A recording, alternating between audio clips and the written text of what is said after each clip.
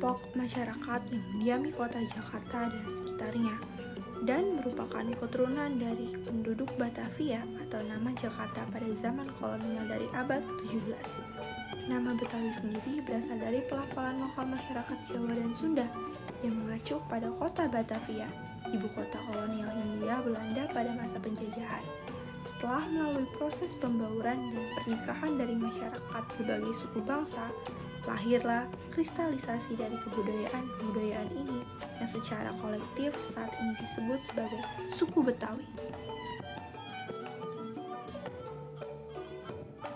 Pohon kelapa yaitu backgrounding dari awal mulanya sejarah kota Jakarta, yaitu dari Sunda Kelapa. Kalau mau lihat tempat simbolis di atas di sini, ini adalah pergantian nama Jakarta sebanyak 4 kali, mulai dari Sunda Kelapa, Jayakarta, Batavia, terakhir adalah Jaya Raya atau DKI Jakarta. Pakaian adat bisa jadi identitas bangsa, karena setiap pakaian adat memiliki filosofi masing-masing sesuai nilai budaya daerahnya, termasuk filosofi pakaian adat Betawi yang mencerminkan budaya masyarakat Jakarta. Ini adalah pakaian tradisional masyarakat Jakarta ini seperti ini. Ini adalah pakaian formalnya. Pakaian formal dibedakan menjadi 2. Ini untuk kaum orang tua biasanya dipakai oleh gubernur, tanah, wali kota dalam acara peresmian mereka itu sendiri. Nama pakaiannya adalah untuk laki-laki namanya busana demam, untuk perempuannya namanya busana cik. Yang hasil dari pakaian ini adalah rantainya. Rantainya namanya rantai kuku macan. Turun sedikit, ini adalah kain yang bernamakan jungsero. Nah, kalau di pakaian busana cik ini sendiri, ada yang khasnya itu adalah batiknya. Namanya batik tumpal, jadi menjadi ikonnya Jakarta. Kalau Jakarta itu memiliki 8 ikon, mulai dari ondel-ondel, kembang kelapa atau manggar kelapa, baju sadaria, baju kerancang, batik Betawinya, terus gigi balang yang ada di rumah adatnya, plus tambahannya adalah makanannya kerak kebut dan minumannya adalah untuk pakaian formal hijau. Ini namanya adalah pakaian abang. Yang khas dari pakaian abang ini adalah senjatanya. Jadi kalau orang Jakarta itu memiliki 2 senjata. Yang pertama adalah pisau raut yang kita bisa lihat di sini. Yang satu lagi ada yaitu golok di pakaian untuk pencak silat. Nah, di pakaian ini sendiri, kalau misalnya mau buka lebih lanjut, mulai dari atas itu adalah bonggolnya. Ada cepolnya itu namanya bonggol sawi asin. Jadi kalau misalnya tahu tanaman sawi bagian belakangnya itu, nah seperti potongan biasa di tanduknya ada konser mati. Nah, turun lagi ke bawah di sini adalah pakaian yang ada seperti transparan. Di dalamnya itu ada namanya yaitu kutang gini. Terserah ada kamisol atau tank top seperti itu. Tapi cara pemakaian itu dikeluarkan, tidak di dalamnya kain. Nah, selain itu juga di sini ada namanya rantai 3 untai yang menandakan dia meniti karir. Jadi kalau misalnya mudah beli, kita meniti karir. Jadi kalau di Jakarta tuh ada Abang None, kalau di Banyumasan atau di Jawa itu kita ada Kampung Bakayu, di Bandung kita ada Jajang Jaka ya kalau nggak salah ya. Yang hasil dari Alibaba itu adalah ada sendal dia menggunakan topeng. Tapi kalau ngomongin Blatek ini, dia pasangannya di sebelah sana, kita bisa lihat pasangannya. Salah satu kasana budaya dari masyarakat Jakarta kita ambil sampel yaitu adalah Kitanan. Kitanan itu adalah anak laki-laki yang usia 8-10 tahun, dia disebut atau Kitan. Dirayakan dengan cara dia naik atas kuda, lalu diiring dengan adanya ondel-ondel. Cita-cita bukan hanya untuk manusia saja, hewan pun yang kenapa di sini banyak hewan-hewan. Jadi saat kita jalan sambil diiringi oleh ondel-ondel, kita membawa yang namanya baskom. Isinya beras dan uang logam. Jadi kita tabungkan. Selain menghilangkan bala, kita juga memberi sukacita karena anak ini sudah belajar dewasa. Selain itu pula, histori dari ondel-ondel itu adalah untuk mengusir roh halus atau hal negatif dari suatu tempat atau wilayah dengan cara diarahkan. Makanya kalau di jalanan suka menemukan ondel-ondel buat ngamen, kita belum ada perda yang mengatur untuk dilarangnya mengamen. Tapi kita mengambil sisi positifnya, yaitu dengan cara diarah seperti itu, di daerah itu tidak ada hal negatif atau kata lain tidak ada hantunya. Kalau misalnya untuk terkait dengan adat istiadat tergantung dari daerahnya masing-masing. Tapi kami orang Betawi biasanya menggunakan seperti ini, sama seperti pernikahan. Saat pernikahan yang namanya orang Betawi pasti adanya palang pintu. Nanti saat sudah menikah kita juga ada yang namanya malam negor, malam 3 hari. Jadi ada adat istiadat itu sendiri. Nah, kalau untuk Anjungan DKI Jakarta sendiri, kita bagaimana sih menyelenggarakan atau melestarikan namanya budaya Betawi? Kita ada menyediakan tempat untuk event latihan tari di setiap Rabu dan Sabtu. Itu namanya adalah latihan tari dan Pusaka Ratna Sari.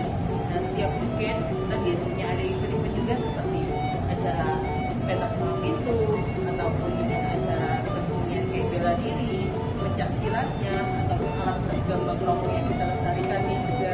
Jadi kita selalu kolaborasi dengan pelatih seni yang teman yang kita lihat. Dan ini adalah salah satu senjatanya, yaitu tadi dari pisang logam tadi. Ini salah satunya adalah bolong. Ini untuk pakaian pencak silatnya. Kalau ini adalah pakaian pernikahan yang dimodifikasi dari bahan daun tunggal. Jika jeli ini kita bisa melihat yang namanya bahan dari kalung bumi. Nah, selain itu juga perangkatnya tidak terlalu spesial dari luar meskipun belum populer bisa sendiri bagi kalian sendiri. Ini ada salah satu alat musiknya yaitu namanya gelas kental, ada trombon juga, ada gendang. Perbedaan bass kental sama cello? Sama apa? Sama cello ada perbedaan? Cello. Kalau untuk bass kental ini biasanya pengaruhnya dari budaya Portugis. Jadi kalau misalnya ini larinya ke keroncong tubuh mereka ini. Keroncong tubuh itu sudah peninggalan dari masanya Portugis. Nah, kalau misalnya cello kan hampir sama ya seperti ini, tapi kalau ini penggunaannya adalah biasanya 3 sampai 5 orang. Nah, tapi kalau misalnya satu alat musiknya yang khasnya dari Jakarta adalah gambang kromong. Gambang kromong nanti kita bisa lihat dari sisi luar tadi. Itu adalah satu alat musik yaitu dia ada pengaruh dari budaya Cina atau Tiongkok, yaitu namanya adalah tempian tempian. Bagian pernikahan ini merupakan akulturasi dua budaya, yaitu budaya Arab dan budaya Cina. Budaya Arab terlihat dengan bentuk baju seperti jubah ataupun gamis. Nah, kalau budaya Cina adalah warnanya yang ditentukan yaitu warna merah menandakan pengertian. Jika telah lebih lanjut di bagian benang goyangnya itu ada kulit mau. Ini adalah pengaruh budaya Tiongkok yang menandakan kesetiaan. Turun lagi ke bawah di sini ada yang cadar, pengaruh dari budaya Sunda. Lalu turun lagi ke bawah di sini kita ada delima. Delima itu memiliki 8 kelompok yang menandakan 8 merupakan angka keberuntungan bagi masyarakat Jakarta. Nah, kalau melihat detail-detailnya di sini ada melati. Melati itu menandakan kesetiaan. Selain itu juga yang namanya orang menikah, apalagi Betawi ya pasti membawa hantaran. Tahu hantarannya? Apa? Apa? Uang logam sama beras. Uang logam sama beras bukan, tapi yang lagi itu juga iya, tapi yang lagi khas atau uniknya. Jadi kayak sempat menyebut Orang Betawi. nggak ada yang orang Betawi nggak? Orang Jakarta asli? Biasanya membawa yang namanya roti buaya. Oh iya. Kalau orang Betawi itu tidak terlepas dengan adanya roti buaya. Kenapa sih harus roti buaya? Kenapa harus mensimbolkan buaya? Buaya di artian ini adalah buaya menandakan kesetiaan. Beda dengan buaya darat ya. Buaya darat pasangannya banyak. Kalau buaya itu sekali dia memilih pasangan, pun dia akan setia. Jadi kalau misalnya sebutannya orang Betawi biasanya istrinya banyak, ya kan? Gak hanya cuma satu. Kenapa seperti itu? Kita berambil sisi positifnya. Kesetiaan yang dimaksud itu bukan berdasarkan jumlah banyaknya atau sedikitnya istri, tapi bagaimana dia bisa berlaku adil, dia bisa tetap membalance untuk kehidupan keluarganya itu, dia tetap dapurnya ngebul. Selain pakaian adat, senjata tradisional, dan alat musik, salah satu warisan kebudayaan kota Jakarta adalah rumah adat Betawi. Dan terkait dengan rumah adat atau rumah tradisional itu untuk masyarakat Jakarta dibedakan menjadi 4 tipe: kebaya, gudang, bapang, dan joglo. Nah, kita bisa mengupas lebih lanjut ke kebaya. Tanpa disebut tipe kebaya, kita bisa melihat bentuk atas ya, seperti lipatan kebaya. Jadi nanti kalau misalnya mau ngambil, bisa ngambil dari atas, jadi terlihat lipatan kebaya seperti apa. Tapi kalau misalnya mau mengetahui bentuk atap joglo, kita bisa datang ke sana, melihat sebelah sana yaitu belandangan. Itu bentuk atapnya joglo.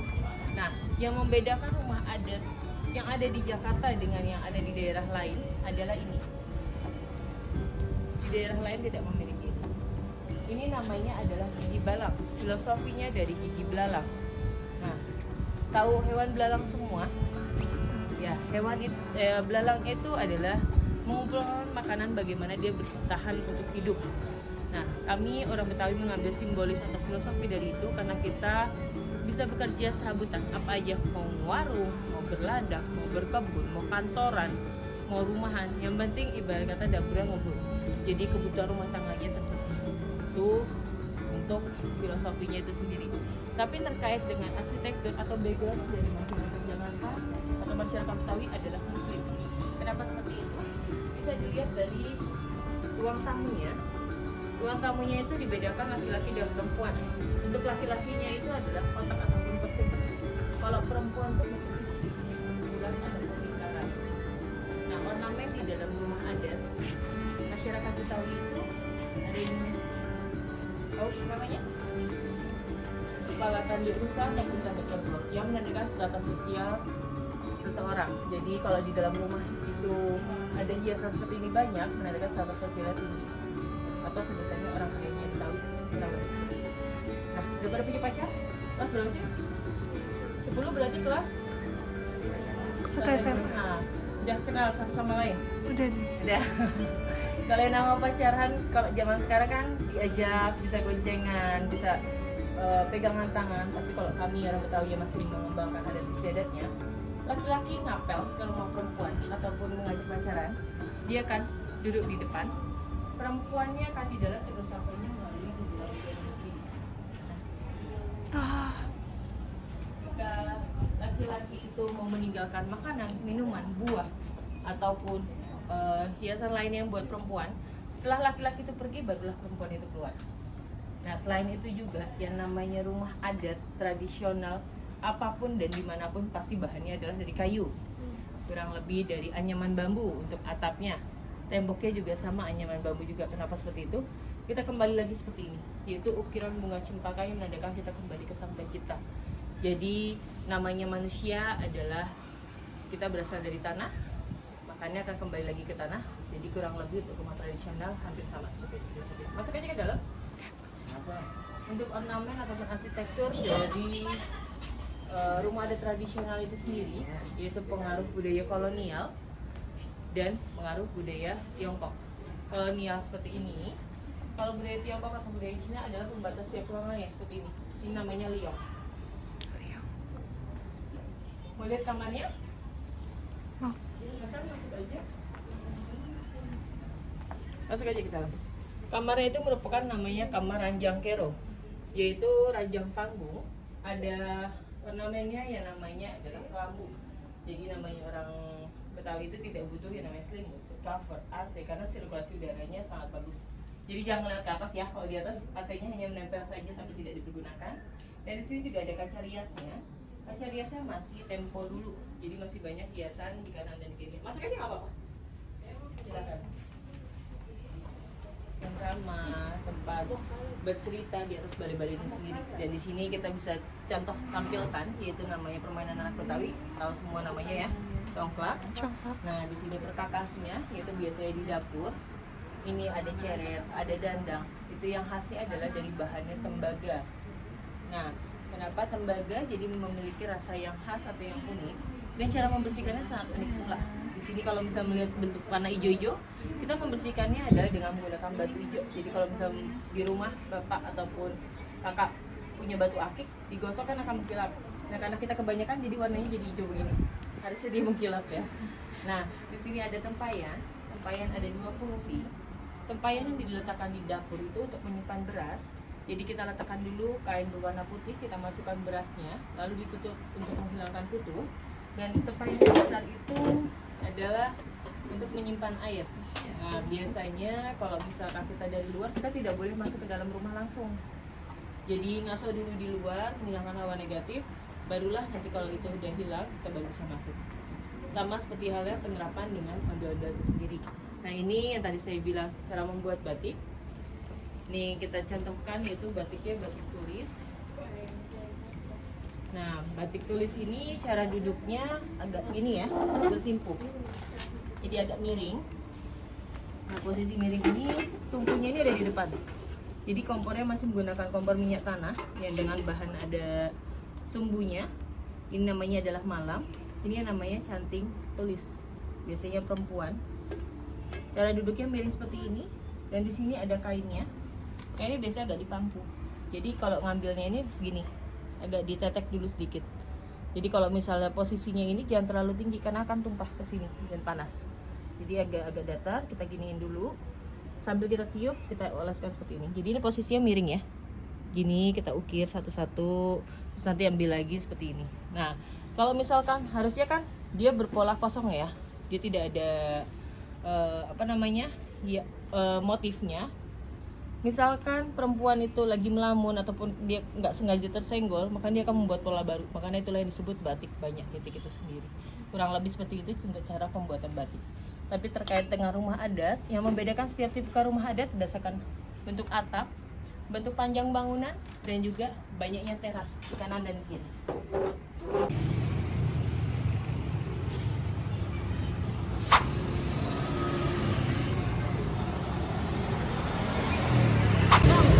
Bedanya dodol ketan sama ini apa? Dodol yang mana? Dodol ketan sama ini. Ini kan ketan hitam. Ini pakai ketan yang biasa. Ya. Ada yang original, ketan hitam. Kemudian Satu dodol ini harganya berapa? kalau di sini harganya 15-an. Kalau yang ini? Ini yang 50, ini yang 100. Dodol itu bahan utamanya apa, Kak? Gula. Gula. Sama ketan. Pakai gula aren ya? Ya. Oh. Ini makanan khas Betawi kan? Betawi.